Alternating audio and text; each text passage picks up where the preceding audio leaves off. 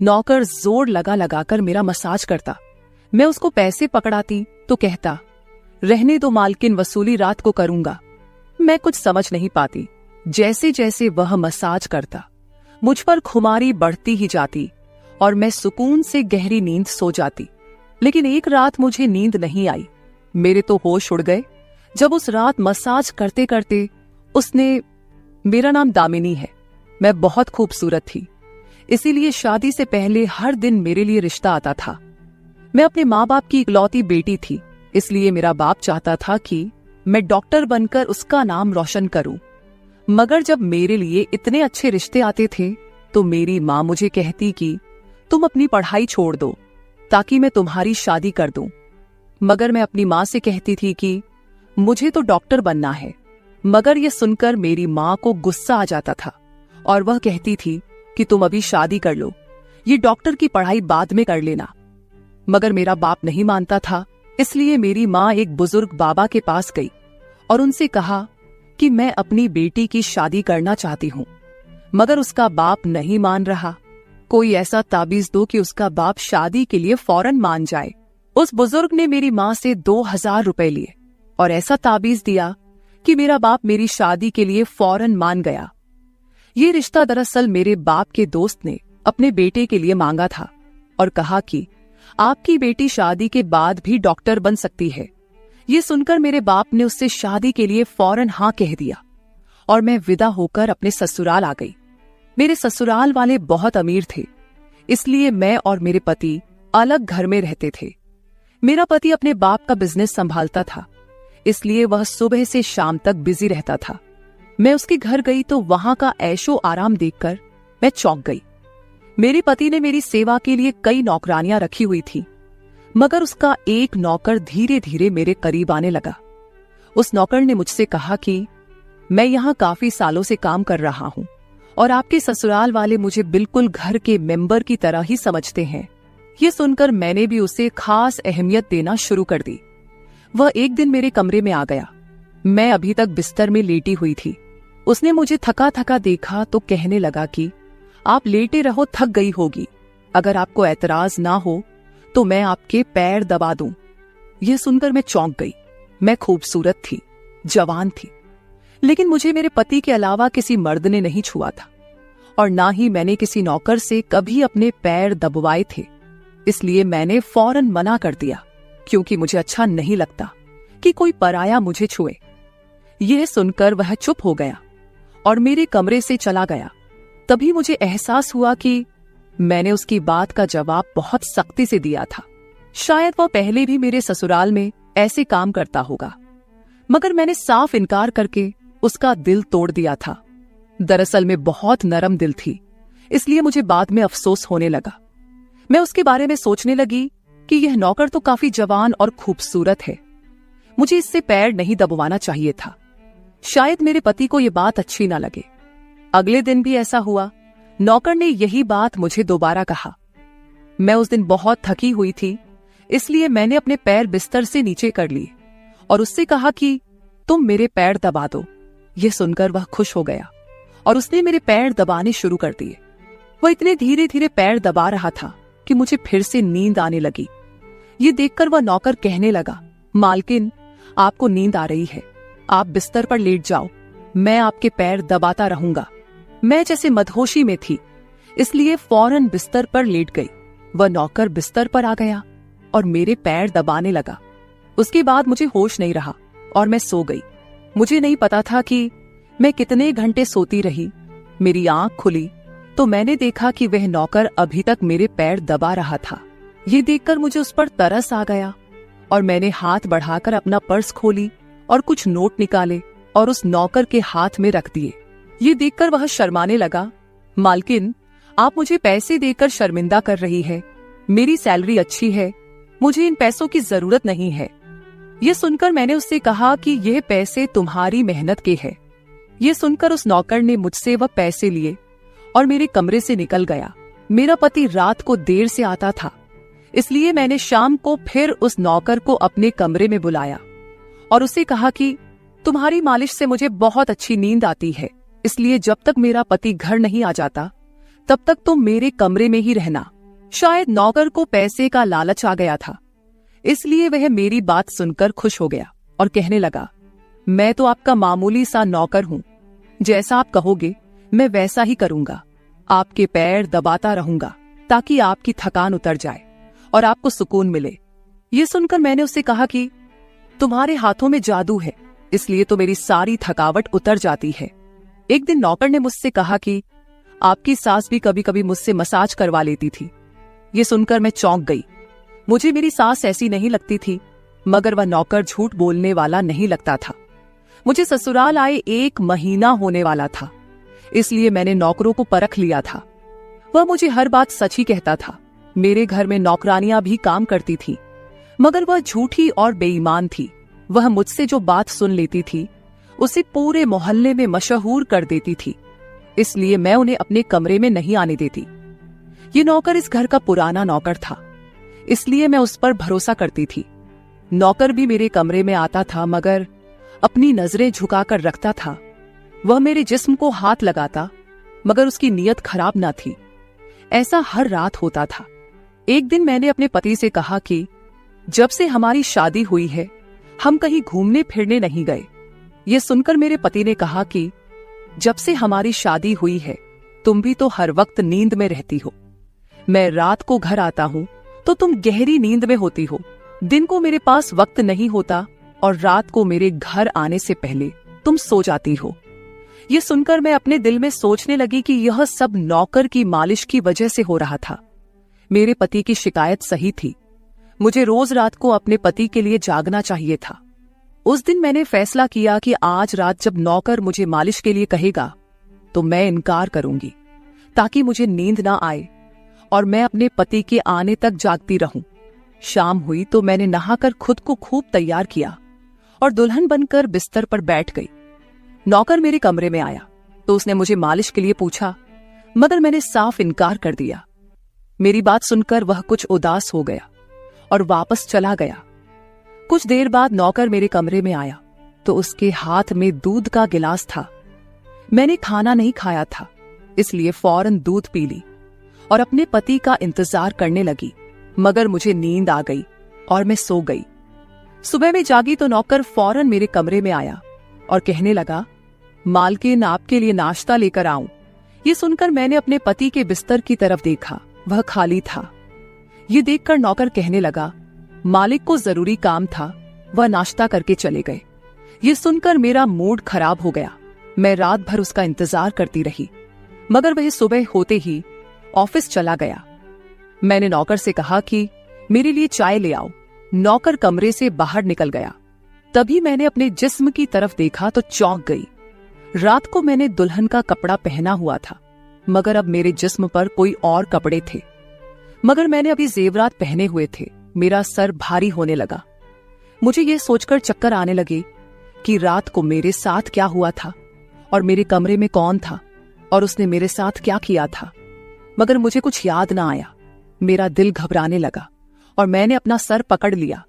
मेरा पूरा जिस्म दर्द कर रहा था, इसलिए नौकर चाय लेकर आया तो मैंने उससे कहा कि मेरा जिस्म दबा दो।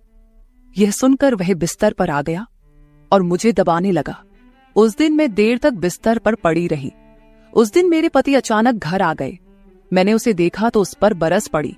मैं रात को तुम्हारे लिए दुल्हन बनकर जागती रही, मगर तुम नहीं आए। ये सुनकर मेरे पति कहने लगे, मैं रात को कमरे में आया तो तुम गहरी नींद में थी, इसलिए मैंने तुम्हें नहीं जगाया। ये सुनकर मैं चौंक गई, मगर मेरे कपड़े किसने बदली किए और नींद पूरी होने के बावजूद मेरा जिस्म क्यों दर्द कर रहा है। मैं उलझ गई थी। मेरे पति कहने लगे, अच्छा ठीक है, मूड खराब करने की जरूरत नहीं है। मुझे आज रात एक काम के सिलसिले में बाहर जाना है, इसलिए देर हो जाएगी, मगर अभी मेरे पास 3-4 घंटा फ्री है।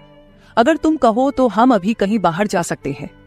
ये सुनकर मेरा मूड खुद ब खुद ठीक हो गया और मैं सारी रात वाली बातों को भूलकर खुश हो गई। शादी के बाद यह पहला मौका था कि मैं अपने पति के साथ कहीं बाहर जा रही थी। मैं जल्दी जल्दी तैयार होने लगी, जबकि मेरा पति गाड़ी में बैठकर मेरा इंतजार करने लगा। उस वक्त नौकर मेरे कमरे में आ गया और मुझसे पूछा, मालकिन, आप कहीं जा रही हैं क्या? ये सुनकर मैंने उससे कहा कि हाँ, मगर तुम क्यों पूछ रहे हो? ये सुनकर नौकर कहने लगा, मैं आपका नौकर हूं, मगर आपको यही सलाह दूंगा कि आप बाहर नहीं जाओ, क्योंकि आपका जिस्म थक जाएगा। ये सुनकर मुझे गुस्सा आ गया और मैंने उससे कहा कि तुम मेरे नौकर हो, मेरे पति बनने की कोशिश मत करो। ये कहकर मैं बाहर चली गई। न जाने मुझे किस बात पर गुस्सा आ गया था। मैंने उस नौकर को खूब खरी खरी सुना दी। वह भी अपनी औकात जान गया था। तभी तो मैं जब घर आई तो वह मेरे सामने नहीं आया। मेरे पति मुझे गेट पर उतारकर वापस बाहर जा चुके थे। जबकि मैं अंदर आई तो मेरा सारा जिस्म बुरी तरह दुख रहा था। शायद मेरे जिस्म को मालिश की आदत हो गई थी। तभी तो रात होते ही वह मालिश के लिए तड़पने लगता था। लेकिन मैंने उस नौकर को नाराज कर दिया था, इसलिए आज वह मेरी मालिश करने नहीं आया। मगर मुझे उसकी जरूरत थी, इसलिए मैंने एक नौकरानी को बुलाया और उस नौकर को बुलाने को कहा। थोड़ी देर गुजरी थी कि वह नौकर मेरे कमरे में आ गया, मेरे बिस्तर पर बैठ गया और चुपचाप मेरे पैरों को दबाने लगा। यह देखकर मुझे शर्मिंदगी हुई। मैंने उसे इतना बुरा भला कहा, मगर उसने मेरी बात को बिल्कुल बुरा नहीं माना। मैंने उसे चुप देखा तो कहने लगी, मुझे उस वक्त पता नहीं क्या हो गया था, इसलिए मैंने तुम्हें खरी खरी सुनाई। मैं इतने दिनों के बाद अपने पति के साथ कहीं बाहर जा रही थी, इसलिए मुझे तुम्हारा टोकना अच्छा नहीं लगा, इसलिए मुझे माफ कर दो। मैं उसकी मालकिन थी और उसे इस काम के पैसे देती थी, मगर अब भी मुझ में इंसानियत जिंदा थी, इसलिए मैंने मालिक होकर भी नौकर से माफी मांग ली। क्योंकि वह भले ही नौकर था, मगर वह एक इंसान भी तो था। मेरी बात सुनकर वह नौकर कहने लगा, मैं आपका नौकर हूं, इस काम के लिए मैं आपसे सैलरी लेता हूं, इसलिए आपको हक है, आप जो चाहे मुझे कह दे। ये सुनकर मैं चुप हो गई, मगर मैंने सोच लिया था कि आइंदा इससे ऐसा कुछ नहीं कहूंगी। वह उस रात देर तक मेरी मालिश करता रहा और फिर मुझे नींद आ गई। मुझे नहीं पता था कि नौकर मेरे कमरे से कब निकला और कब मेरे पति घर पर आए। मैं सुबह उठी तो मेरा पति बाथरूम में था और बाहर जाने के लिए तैयार हो रहा था। मैं उसे हैरानी से देखने लगी। पता नहीं आजकल मुझे क्या हो रहा था। नौकर की मालिश से मुझे इतनी गहरी नींद आती कि मुझे किसी बात का होश ना रहता था। मुझे इस बात का भी पता नहीं चलता था कि मेरा पति कब कमरे में आता था। मैं सोचने लगी कि इस नौकर की मालिश में ऐसा क्या जादू था कि वह मेरे पति के आने से पहले ही मेरी मालिश करता, तो मैं अचानक गहरी नींद में सो जाती थी। सुबह जब मैं उठती तो मेरा सर भारी महसूस होता और मैं चलने फिरने के काबिल नहीं रहती। मगर यह बात मैंने अपने पति को नहीं बताई, क्योंकि मैं नहीं चाहती थी कि ये बात मेरे पति को पता चले कि मैं उस नौकर से मसाज करवाती थी। एक दिन मेरा पति दिन के वक्त घर पर ही रहा। मैंने नौकर से घर के सारे काम करवाए, अपने कमरे में नहीं आने दिया। नौकर भी घर के सारे काम करता रहा और मसाज वाली बात किसी के सामने अपने मुंह से नहीं निकाली। मैं भी चाहती थी कि यह बात किसी को पता ना चले। इस दौरान जब मेरा पति घर से बाहर जाता था, मैं उस नौकर को कमरे में बुला लेती थी। मगर एक दिन मेरा पति अचानक ही घर आ गया और मैं कमरे में थी। यह देखकर मैं बहुत घबरा गई और सोचा कि पति के आने से पहले नौकर को भगा दूं। मगर यह नौकर भी बड़ा समझदार था। मेरे पति के आने से पहले दूसरे काम पर लग गया और मेरे पति को कुछ पता नहीं चला। मैं मसाज घर की नौकरानियों से भी करवा सकती थी, मगर उस नौकर के हाथ में क्या जादू था कि मैं उसे हर रोज अपने कमरे में बुला लेती थी। मुझे पता नहीं क्या हो जा रहा था। जिस रात मैं नौकर से मसाज नहीं करवाती थी, उस रात मेरे पूरे जिस्म में दर्द हो जाता था। सुबह में जागती तो मेरा सर भारी हो जाता था और मुझे थकान भी हो जाती थी। एक रात मैंने नौकर से मालिश करवाई और गहरी नींद सो गई। सुबह मेरी आंख खुली तो फिर से मेरे कपड़े चेंज हो चुके थे। ये क्या माजरा था? ऐसा कौन करता था? क्या मेरा पति मेरे साथ ऐसा कर रहा था? मैं सोच में पड़ गई। मैंने शीशे के सामने जाकर देखा तो चौंक गई। मेरे पूरे जिस्म पर लाल निशान पड़ गए थे। यह कैसे निशान थे? मैं अपने जिस्म पर हाथ फेरने लगी। मैं जैसे उस निशान को मिटाना चाहती थी, मगर ऐसा ना हुआ। अगले दिन फिर मैंने अपने जिस्म को देखा कि निशान खत्म होने के बजाय फैलने लगे थे। मैं घबरा गई। तभी मेरे कमरे में नौकर आ गया और उसने मुझे मालिश को कहा। मैं उस निशान को छुपाना चाहती थी, इसलिए उसे कहा कि आज तुम सिर्फ मेरे पैर दबा दो। उसने मुझसे कुछ नहीं पूछा, मगर मैं अंदर ही अंदर डर रही थी। किसी दिन मेरे पति ने यह निशान देख लिए तो मैं उसे क्या जवाब दूंगी। मैं ये सोच सोचकर थक चुकी थी, इसलिए मैंने तकिए पर पैर रख दिए। नौकर मेरा मसाज करने लगा। मेरी आंखें नींद से बंद होने लगी थी। तभी मुझे नौकर ने ऐसी बात कह दी जिसे सुनकर मेरे होश उड़ गए। उसने मुझसे कहा, मालकिन आप मुझे बहुत अच्छी लगती हो। मेरी आंखें बहुत बोझल होने लगी थी। मुझे उसकी बात समझ नहीं आई और फिर मैं गहरी नींद सो गई। सुबह मेरी आंख खुली तो मेरा पति भी बिस्तर में लेटा हुआ था। मेरा सर भारी हो रहा था और जिस्म दर्द से छूट रहा था, मगर उसके बावजूद मैं अपने पति के करीब गई और उसे धीरे से उस निशान के बारे में बता दिया। मैंने सोचा कि यह निशान बढ़ रहे थे, इसलिए मुझे यह बात अपने पति को बता देनी चाहिए। यह सुनकर मेरे पति ने मेरे जिस्म से कपड़ा हटाया तो वह उछल पड़ा। वह मुझसे दूर हो गया और कहने लगा, तुमने मुझे धोखा दिया है, बेवफाई की है और तुम्हें उसी की सजा मिली है। यह कोई बीमारी नहीं है, बल्कि तुम्हारा गुनाह है। मुझ में क्या कमी थी जो तुमने दूसरा मर्द तलाश कर लिया। मैं काम में बिजी था, मर तो नहीं गया था कि तुमने एक और चक्कर चला लिया। यह सुनकर मैं हक्का बक्का रह गई। मैंने उससे कहा कि यह आप कैसी बातें कर रहे हैं, मैं बेकसूर हूं। मगर मेरा पति हंसने लगा और कहने लगा, ये निशान बता रहे हैं कि तुम गुनहगार हो, इसीलिए मेरे घर से निकल जाओ, मैं तुम्हें तलाक के पेपर भेज दूंगा। उसने मुझे धक्के मार मार कर घर से निकाल दिया। मैं रोते हुए अपने माँ बाप के घर आ गई और उन्हें अपनी बेगुनाही का यकीन दिलाया। वह मेरे अपने थे, इसलिए उन्होंने यकीन कर लिया। उन्होंने कहा कि वह मेरे पति से बात करने जाएंगे, मगर उनके जाने से पहले ही तलाक के कागज आ गए और मेरी हंसती मुस्कुराती दुनिया उजड़ गई। मैं इसका जिम्मेदार किसको ठहराती? कोई भी तो नहीं था। मैं कई दिनों तक रोती रही। मुझे ऐसा लगने लगा था जैसे मैं मरने वाली थी। एक दिन मेरी माँ मेरे कमरे में आई और कहने लगी कि तुमसे कोई मिलने आया है। मैं भागकर गई कि शायद मेरे पति आए हो, उसे मेरी बेगुनाही का एहसास हो गया हो। मगर वहां मेरा पति नहीं था, बल्कि वही नौकर था जो उसके घर काम करता था।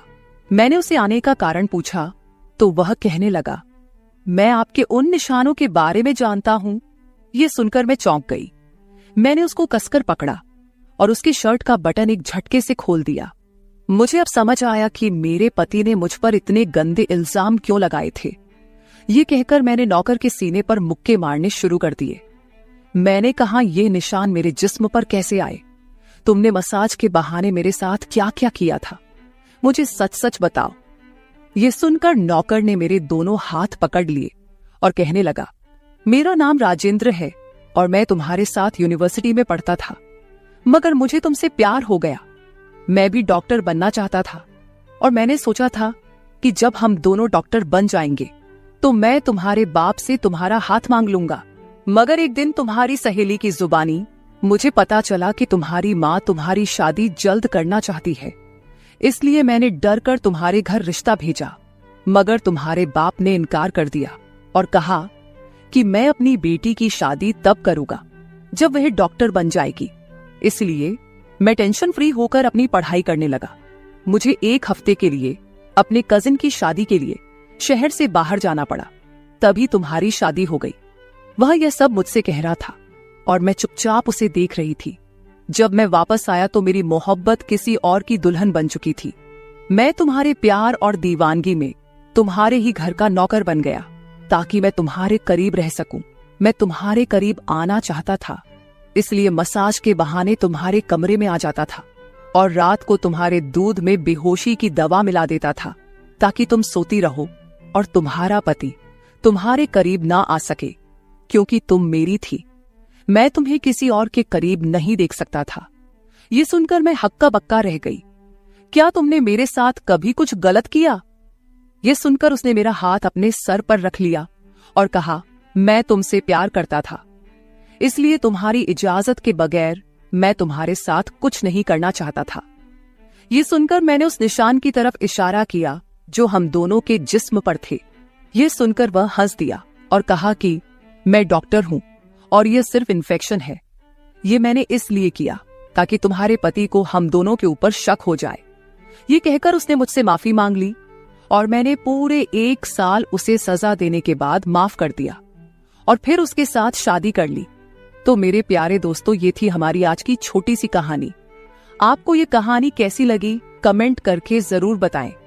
अगर आपको ये कहानी पसंद आई हो तो इसे लाइक करें और अपने दोस्तों के साथ शेयर करें। अगर आप ऐसी ही और भी इंटरेस्टिंग और रोमांटिक कहानियां सुनना चाहते हो तो चैनल को सब्सक्राइब जरूर कर ले और बेल आइकॉन ऑन कर ले ताकि आपको मेरी हर कहानी समय पर मिल सके। कल मिलेंगे एक और नई कहानी के साथ। धन्यवाद।